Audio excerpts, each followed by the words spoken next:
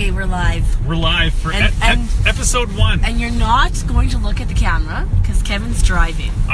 We're heading into rush hour right now.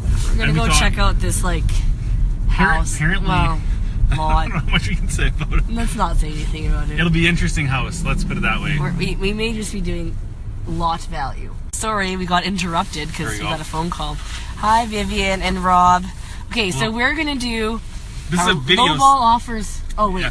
So we're putting on a video segment. We don't know the name, if it's going to be fact or fiction or real estate myths or something along those lines. But we want to give people. Everybody's seen HGTV and everybody has a good perception of what real estate is like. But a lot of times, unless you've gone through a transaction in the last, I don't know, year, 2 years, I don't know, things have changed, and the perception about how you go about doing things maybe isn't always as true as people think. So we're going to do this series, and it's not going to be at the office. It's either, well, it's probably not going to always be in the car either. So we'll take your suggestions on where we should go.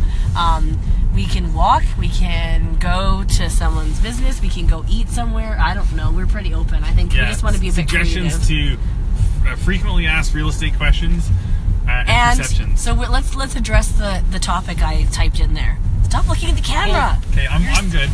You're in the video. Don't worry. I just don't want you looking because it's just weird. Okay. He's driving, and I don't want him to get us in an accident.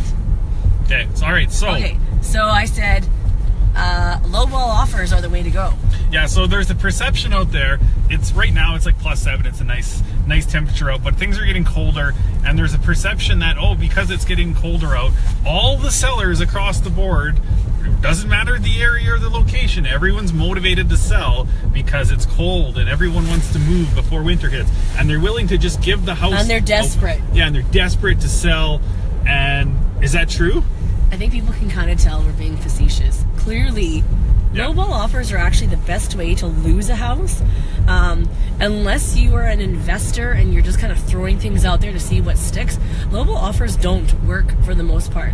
If you're looking to buy a house for it fits all your criteria, it's still hard to find a house that fits your criteria. Yeah, you're better to throw a lowball offer at a pair of hockey skates than you are a house. What does that mean? Because it's very low value. Some people may not have the attachment to certain material items, like a bike or a wagon or. It's like Kijiji. Right? This is not Kijiji. Yeah, there's people call you and say, "Hey, will you take $500 for your car that you posted for $5,000?" That probably won't work. No. But it's a lot of times you'll get half the price of the asking if it's something that's But that's not how real estate works, right? So at the end of the day, real estate works by looking at comparables and what's sold in the neighborhood, and that's what we always do is run the numbers. So obviously we're going to try to get you a deal at under market value, but you're not going to get $100,000 under market value. Our market hasn't crashed. Okay, let's rephrase. It did already crash.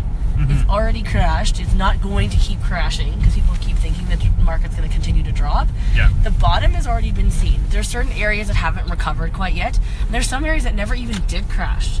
Like all that River Valley area in Edmonton never crashed. Yeah. Still see multiples.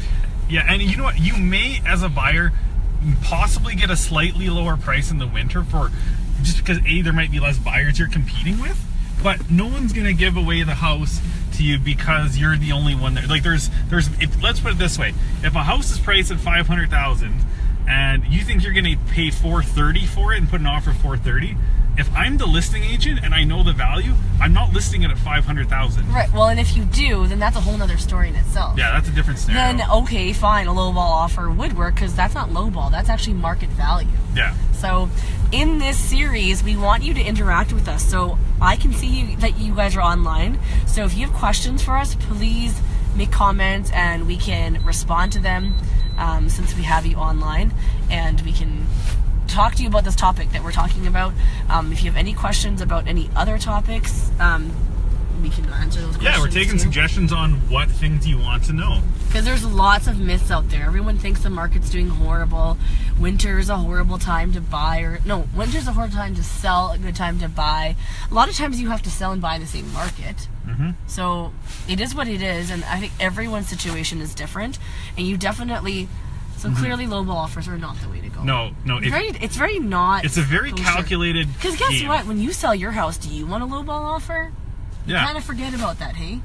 Yeah. Like, we got And top dollar for your house, and then, let's like 50 grand lowball them. Well, no, that's not how it works. Yeah, because if I'm the selling agent and I get a lowball, I basically counter Cheryl, back. lowballers are not ballers. No. No, I counter back, full list price. I'd even counter above list price. Well, you might just have an outright forget it. We're not negotiating. Yeah, That's not how you play the negotiation game. You really gotta trust your realtors that you're working with, because we will give you a strategy to get the best deal, and that is not a good strategy whatsoever. That's the best way to like have the offer rejected. So it's honestly a waste of everyone's time. Yeah, people buy and sell houses based on the numbers, but also on emotion.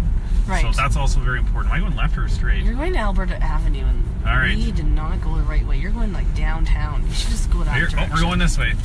Get our pepper. Why? I don't know. We're going the totally wrong direction.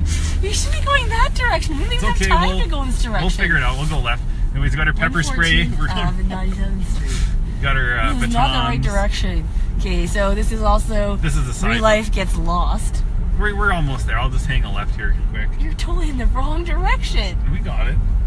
This is Glenora. This is not Alberta Ave. Far from where we're going. Probably not a comparable. Side note, Alberta Avenue, not great. You could get your dream home for a very low ball price in Alberta Avenue, but that's a completely different market. Anyway, you're going to spend a lot on security systems. Your insurance probably, I bet you, is actually higher. Yeah. I wouldn't be surprised. The crime rate is pretty high there. Yeah. And it's getting dark out, so we should probably go. I know. Okay, so we're going to say goodbye, and please let us know any other topics that you want to hear about. And if you have any more questions, comment down below on lowball offers and any rumors or things that you think. Or maybe have you ever got a lowball offer? Yeah. Or provided a lowball offer. How does that make you feel? Okay, I don't want to die, because I'm going to take this off now. Okay. Bye.